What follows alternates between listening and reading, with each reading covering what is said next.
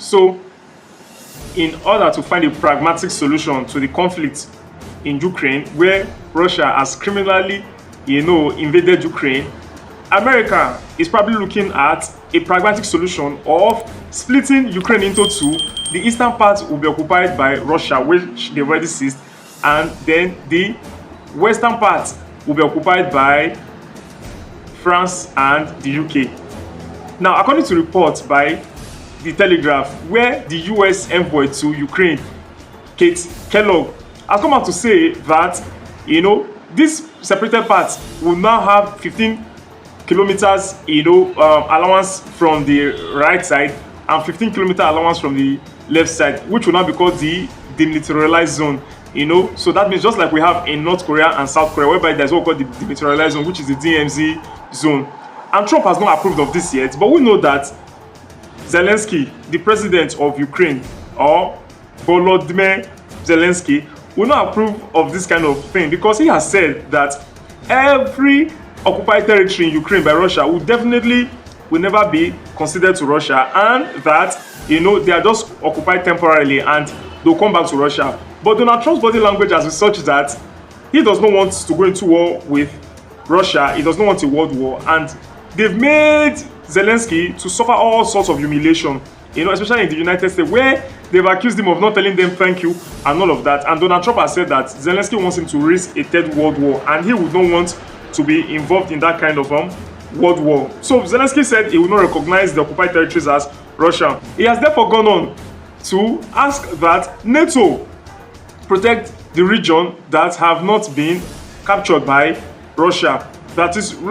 NATO forces would have to come into Ukraine and protect Kyiv and other regions that have not been conquered by Russia, because 20% of the territory has been conquered by Russia. And if that happens, it will mean that NATO may go into war with Russia, and Donald Trump is avoiding this. And as a result of that, Donald Trump is very, very reluctant. Critics fear that this would undermine the sovereignty of Ukraine, because it will mean that a sovereign nation is going to cede its own land, not because it wants to, but because it has no power to resist the oppressor. But supporters have said that this is a pragmatic move to actually end the war, and it's a step towards ending the war. Trump has not endorsed this yet, but it is definitely what Europeans may not approve of, and Zelensky definitely will never approve of any country coming to take their part of their country. If, for instance, Zelensky has the military power, he would have continued this war. So even coming to the negotiation that is coming to right now is because he does not have the military backing of the United States. Now, also, we see that Zelensky has come out to say that he's going to take the war back to where the war came from.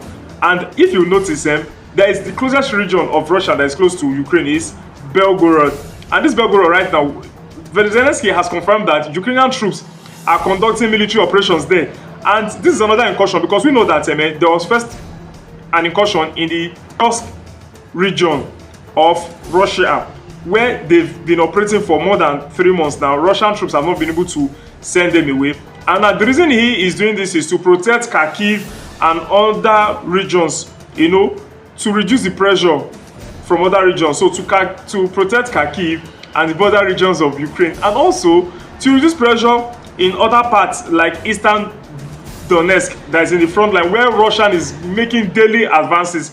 And with this now, Putin will probably have to pull back some of his troops from those regions to come and defend Belgorod. But this is not the first time we are seeing an attack in Belgorod, but this is the first time we'll see an incursion whereby the soldiers would actually have to enter to actually fight. And Zelensky has said that these incursions are strategic and would force Putin to redeploy troops from the next region. And so if Putin is now forced to redeploy troops, then those Ukrainian troops that are being bombarded daily, and which has now become like a meat grinder place and a war of attrition, whereby both sides are just losing soldiers and nobody's willing to give up, definitely there will be less pressure there, and then maybe Ukraine would have a upper hand. And Donald Trump has said that he's not happy with Putin for, continued attacks, even though there is ceasefire negotiations. And Putin has denied every claim that they are the ones hindering the negotiation or ceasefire. But in the end, you can't continue to fire missiles even in the home region of the Ukrainian president Zelensky, which is called Kyiv. And in that place, a missile landed there. It killed about 20 people and has injured about 70 people. So it shows that Putin definitely wants to put pressure on Zelensky to come to the negotiation table and accept all these terms, which I think is a criminal behavior, because in the end, if there's anybody that should be called the aggressor, it's definitely Putin. And we say it every day for the thief, one day for the owner. Putin will definitely meet his match someday. Let me know your thoughts in the comment section. I remain your boy Ernest Omosupe Adebayo Okoje, and I'm going to shine the light on social injustice in Nigeria and beyond. Signing out. Peace.